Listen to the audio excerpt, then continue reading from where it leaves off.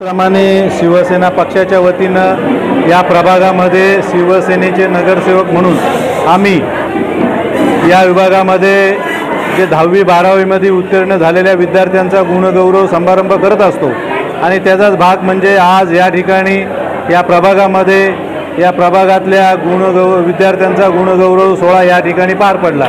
या कार्यक्रमाला विद्यार्थ्यांना 10वी 12वी नंतर काय असं मार्गदर्शन करण्यासाठी खास करून आमचे मित्र कैलाश्री बंधू जाधव सर हे उपस्थित होते। त्यांनी चांगलं मार्गदर्शन या आजच्या विद्यार्थ्यांना केलेलं आहे आणि त्या विद्यार्थ्यांनी ते मार्गदर्शन जर आचरणात आणलं तर त्यांचं पुढील भविष्य खूप चांगलं होईल, उज्ज्वल होईल असं मला वाटतं आणि त्यांनी केलेले मार्गदर्शन विद्यार्थी आचरणात आणतील अशी मला अपेक्षा आहे।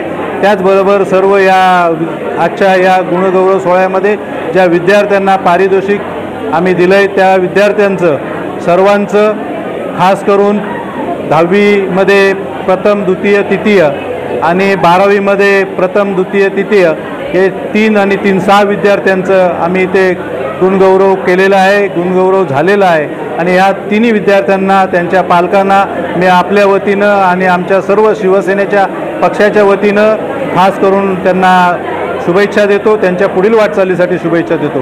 धन्यवाद। जय हिंद, जय महाराष्ट्र, जय भीम। दरवर्षीप्रमाणे आपल्या शहराचे महानगर प्रमुख आदरणीय राजेंद्रजी चौधरी साहेब दरवर्षी 10वी आणि 12वी विद्यार्थी जे उत्तीर्ण होतात त्यांचा गुणगौरव सोहळा या उल्हासनगर शहरामध्ये अत्यंत दिमाखाच्या कार्यक्रमामध्ये घेत असतात आणि मला आवर्जून मार्गदर्शन करण्यासाठी विद्यार्थ्यांना बोलवत असतात।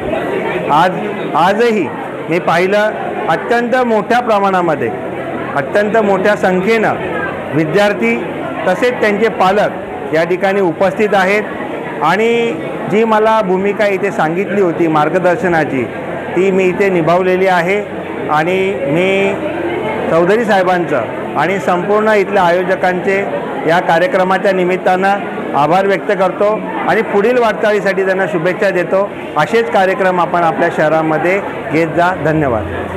कोणार्क, अपना शहर अपनी बातें।